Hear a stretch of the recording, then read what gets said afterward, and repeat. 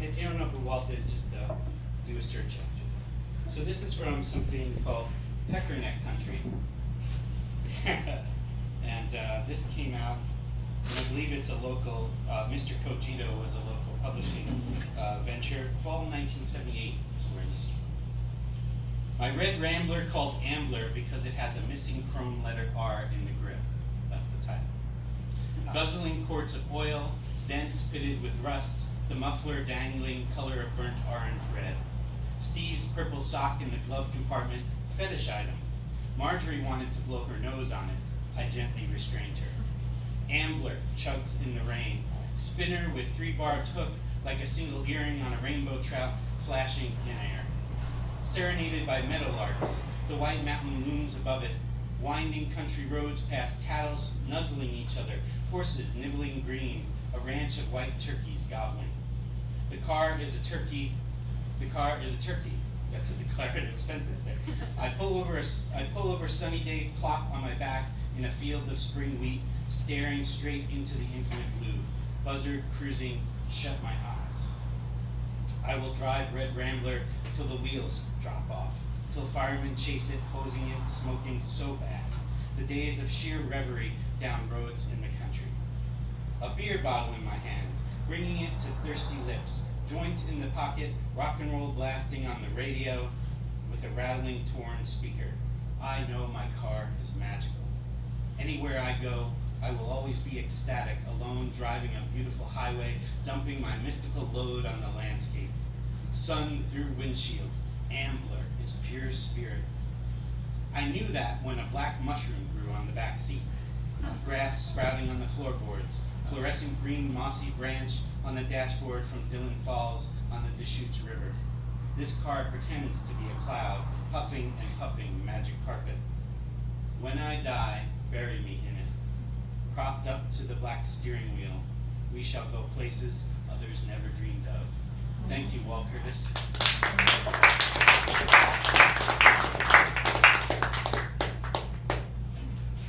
I'm going to be reading, everything I'm going to be reading is from Voracity. This is from Lightship Press, a Portland press. That has the best slogan I can think of any press I know. Support living artists because the dead ones don't need it. And Igor Brezhnev there and my editor there, Sam Preminger, proved that is their philosophy every day.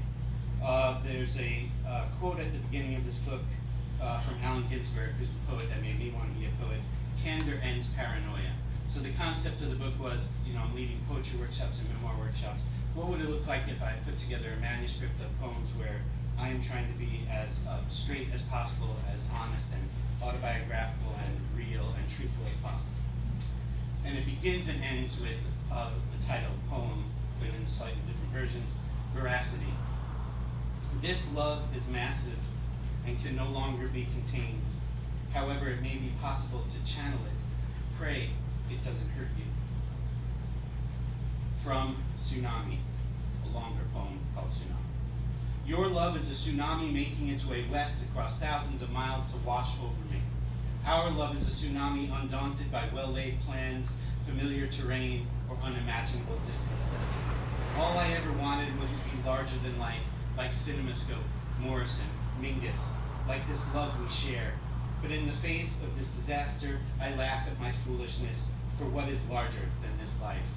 This is the Humble Poets Open Mic. Come on in and get a seat. It's okay. The tsunami teaches us the irrefutable nature of Maya. All that you see before you, whether warmly embraced or taken for granted, may be swept out to sea without warning.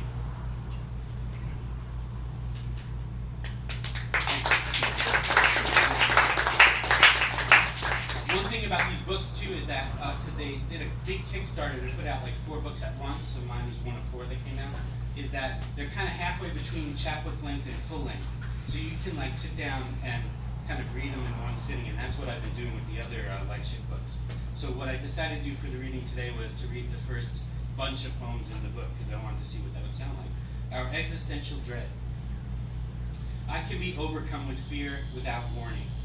Suddenly attached to this earthly form, I persist in abusing. I feel like I'm dying. We're all dying. This visceral response to minor discomforts begs the question, if you love this life so dearly that the thought of losing it terrifies, why won't you make better choices? Why do you continue to treat your body so poorly? One might start to think that the wounded child inside looks forward to dying. Tell him to shush. Show him how to end his suffering this very moment. It begins with breath.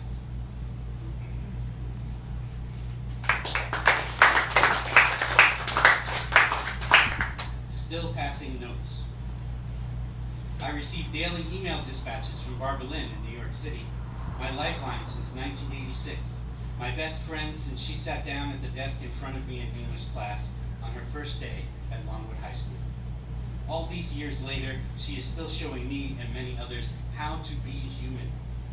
Sharing a quotation from Zen sage Alan Watts.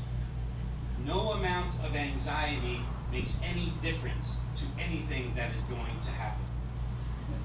Oh, how I love to hear you breathe, connected yet separated, the distance between us, safety or danger, depending upon the context, which is perilously invisible, temporarily, or so we are promised to encourage calm among the populace.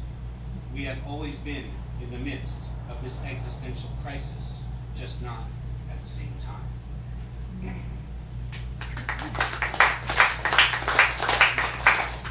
I'm with Eric. The chai is really good, so if you're a chai person, do it. And I'm very opinionated about chai. I went to the Jack Kerouac School of Disembodied Poetics in Boulder, Colorado, and at the cafe there, they made a giant pot of it every day. So like every break, I was doing 16-ounce chais. It was the first time I had it in my life, and I'd never had any chai anywhere on earth as good as that since then, so I have opinions about chai. This poem is called Accelerant.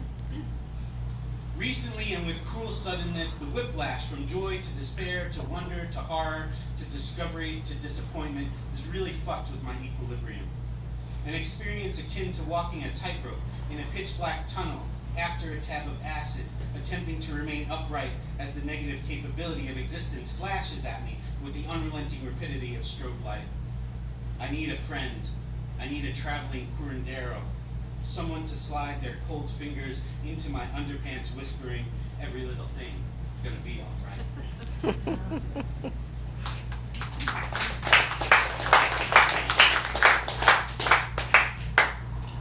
Little death drip. The self dissipates, slips through the spaces between the thread count, leaving worry, paranoia, and ego behind. All of it, labels, stories, credentials, definitions, disintegrated to be dispersed into the gaping maw of a hungry cosmos.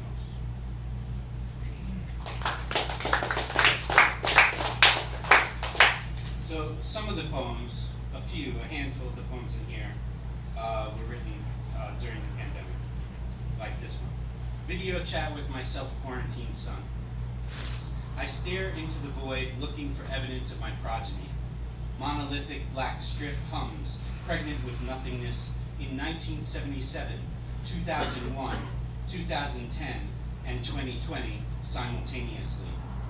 Like the hum of a summer night decades ago, when my own father allowed me to stay up past my bedtime to witness Kubrick's Dawn of Man in the living room of the apartment built atop my grandparents' house in New Hyde Park.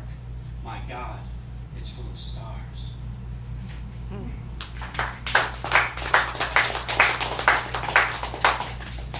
So one of the things I learned from my editor, who was a great editor and did a great job, is that people of different ages, different generations, because my editor was quite a bit younger than me, understand the language differently.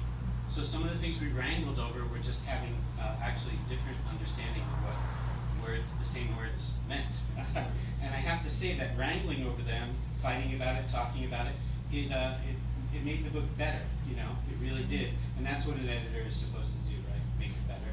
So I made all kinds of promises and had a really good relationship with Sam and with Igor. And one of the things I said to them is, I'm not going to be one of those people who sends you a poem in the middle of the process of editing this book. I'm not going to be that kind of pain in the ass, and of course, I did exactly that. And to their credit, they put it in the book. So this poem comes out of those discussions I had with Sam about the word mask. I was using the word mask in certain poems, and for some reason, Sam didn't feel like I was getting my point across. So I kind of wrote this a little bit, just a little bit irritated, but also to make a point to Sam. My literal, actual mask with love and appreciation for my editor, Sam Preminger. Saintly equanimity, wide smile to hide the pain inside. Big wise beard to cover double chin. Eyes of compassion, eyebrows raised at full attention, completely focused on you, interested in every word you utter. Long hair, because warriors wore it that way. And all of it topped off with a halo. Turn my mask inside out to find the skull that waits patiently for us all. Terror, sorrow, judgment, intolerance, masked and all teetering atop enormous belly, giant signal that I choose not to control my appetite.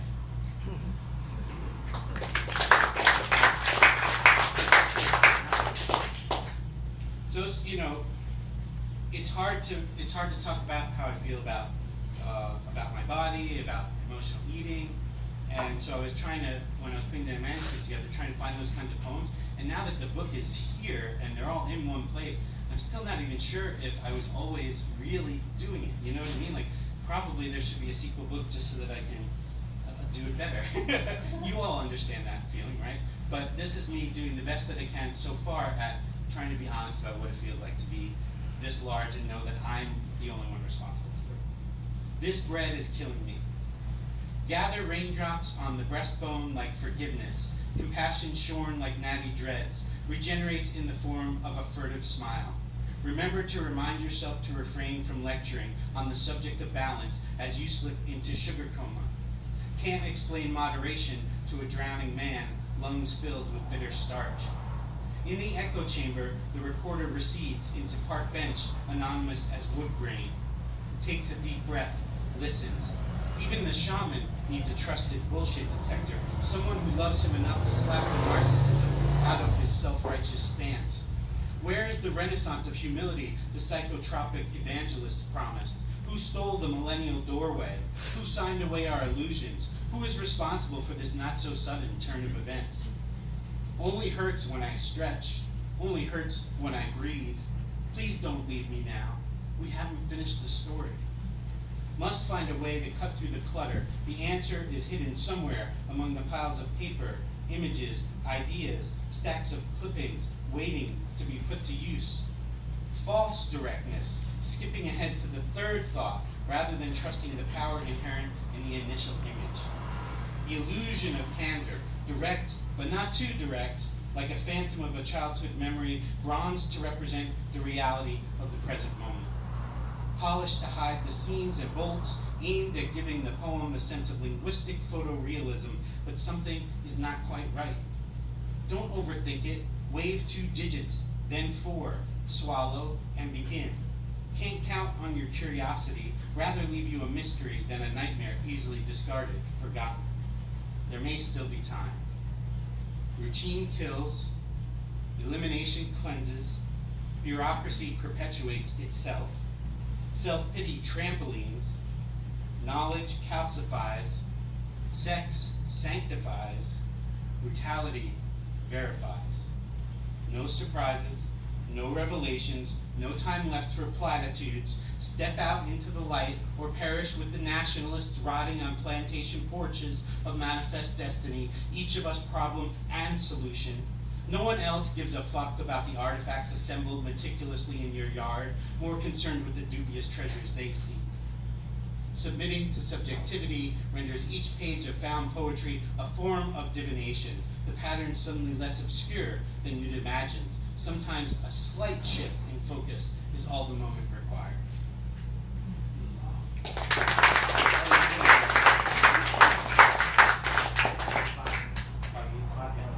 Probably could get a little bit, but I'm sure. We want to hear more. Thank you. More. Thank you. Plus the encore. And we do encores at the Humble Poets of the Night. That's pretty funny shit. And you know, what poet would say no to a request for an encore? I don't know how humble that is. So there's a writer I really like here in Portland area, Annie Lightheart. So this is dedicated to her because it's partly inspired by her, but it's also a way to sneak that in there so maybe somebody will read her. Trust that a word may undo you, after Annie Lightheart. Language led me back to my divinity. Each line a rope vibrating with the mysteries tumescent ineffability, the source of our hope. Painful stories of transgression serve as soaring sigils, holding space for our grief, our despondent fatigue, our suspicions and terrors, our leftover negativity. Language leads me in, out, and through this inevitable suffering. I invite each of you to endure it with me. Closer now. Paper-cut mark of the self-aware criminal. Sometimes we hide behind pretty words, employ linguistic sleight of hand to direct the audience's attention away from the truth. Self-hatred, profound disappointment, hopelessness. But a weight lifts when we let loose a torrent of unspeakable realities upon the blankness to shriek our inadequacies and insecurities at the willing. Secrets verbalized catalyze our release from the bonds of shame. We breathe again, another survivor, born into the fresh air of candor's visibility. Endure with me.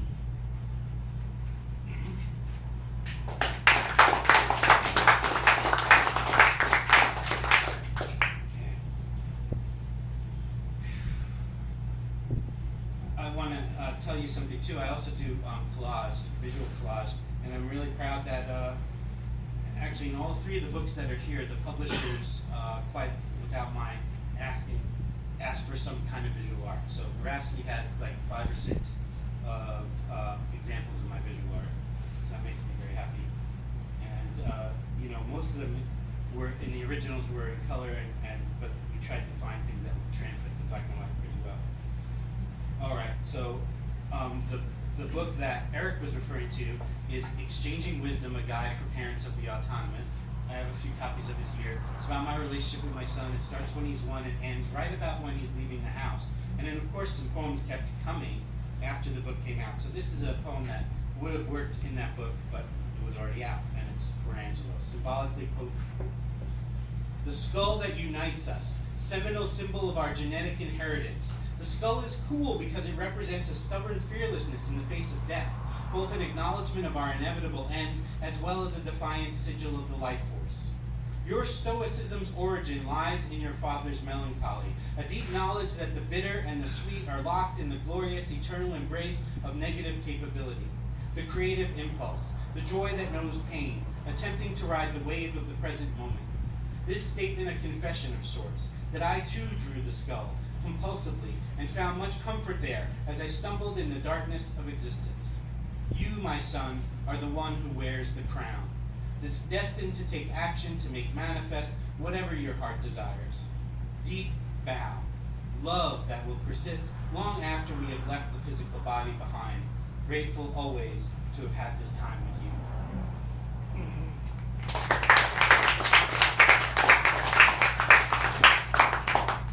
So this is about doing poetry workshops on Zoom, which kind of affirms what I thought about it. But it was good to stay connected during that time and have a way to make some money during that time. Rose raises her eyes to the heavens, tells us we are angels.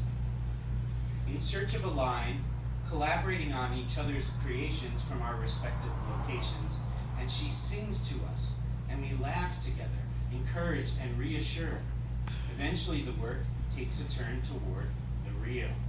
Summoned by our virtual fellowship, our remote connection forged from our collective loneliness and a hunger to name all we had suppressed. To give voice to the fear, the hurt and the rage that threatens daily to devour the spirit like a virus. Each of us driven by an innate compulsion to tell the stories that will save us.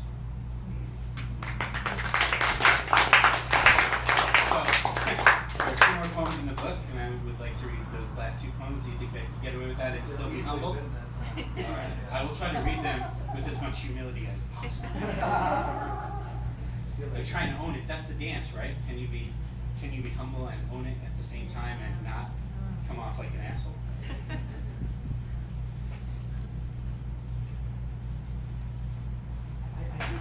humble about the realization that they're not humble. Yeah, and I think a lot of it is about just being real and being honest. Sometimes you could get away with being the opposite of humble as long as you're not being a dick about it. Yeah. But we all know, like the poets here know, once you feel what this is, what this energy exchange is, you become addicted, and that's why we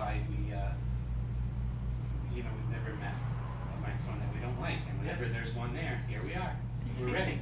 I don't know how humble that is, but it's fun. We're having a good time. Right? Yeah, that's why open mics exist, right? Because everybody needs to be heard. I'm making jokes about it, but everyone needs to be heard and everyone needs to be seen. So it's like, can you take a deep breath and remember that you are a person of value with something valuable to share, and not let the insecurities that all humans feel get in the way of sharing what you have to contribute to the world. If you can do that, you can be humble-ish and not be an asshole and have a chance to be heard and seen. The challenge of how beautiful a life can be, after Charles White.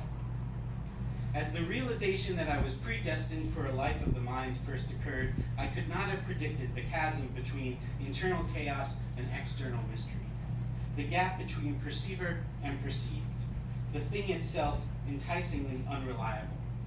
No time for that which don't grab me, stir my soul. Cecil Taylor's piano collapses time so hard that the white heat bursts, swirls, and explodes outward. Electrifying tendrils connect my spirit with all beings, sentient and inanimate. The miracle of each breath, paradoxical as the ubiquity of our desire. Let me be generator and receptacle. Dance with me. Feel the electricity each time your delicious beauty whirs close to me.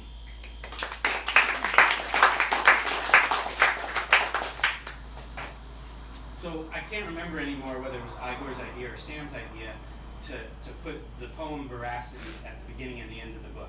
I always thought that was a good idea, but when they proposed it, I said, well, let's make sure if we're going to do it twice that the second time it's a little different. So just change a couple of words, but I've come on a journey through these poems. Hopefully the reader has come on some kind of a journey, so the poem shouldn't be exactly the same when you get to the end of the book, in my opinion. So this is the last poem in the book, also called Voracity. This love is massive and cannot be contained. However, it may be possible to train myself to throw that weight around with care. So, I guess that's, if you throw your weight around with care, that's something like humility. That's humility. Right. It's about, here I am, interpreting my own fucking poem in front of other people. We're all writers, or many of us are writers, right? So that's the kind of thing we do. We're rooms full of writers. Yeah? Can you read that again? Oh, thank you. That's kind of like an encore. I'll try to remain humble as I read it a second time. Whether it's humble or not, it's quite pleasant. Yeah. And Voracity, if you haven't picked up on it yet, I like that depending on how you pronounce it. It could be about hunger, which the book is very much about, or it could be veracity, like the V-E-R, like the truth. Right. Can I The book is about, expand I'm trying to tell the Can truth. you read them both back to back, Oh, actually? that's nice. Oh shit, Idea. now I'm really feeling less than humble. Okay. At least they're short poems, so if there's anyone out there that doesn't like me, like, at least this motherfucker will be done soon. Alright, Voracity. This love is massive and can no longer be contained. However, it may be possible to channel it. Pray it doesn't hurt you. Voracity. This love is massive. It cannot be contained. However, it may be possible to train myself to throw that weight around with care. Thanks, As some of you know that I host an open mic called Ghost Town Poetry Open Mic. Maybe we should institute encores. I mean, the way encores are really supposed to work is they're not supposed to happen every time. They're supposed to happen when it's demanded, when the audience just can't deal with going home. You have to have more. So if any poet pulls that off, I feel like that they should be able to honor that request. But maybe we'll keep it on the down low, not tell everybody, and let it grow slowly. But because it's definitely not the most humble thing in the world. But and we try to keep this somewhat humble at Ghost Town also. But anyway, next one of those is September 10, I believe, with Tommy Gaffney, who's another one of those Portland poets who was really, really good to me even when no one knew who the hell I was. And so come on September 10th, I hope I have that date right. It's always the second Thursday of the month for Tommy Gaffney and hopefully like all of you. And thanks again to Eric and Debra for having me in for the Stacks. Stacks is cool. Thanks, I had fun.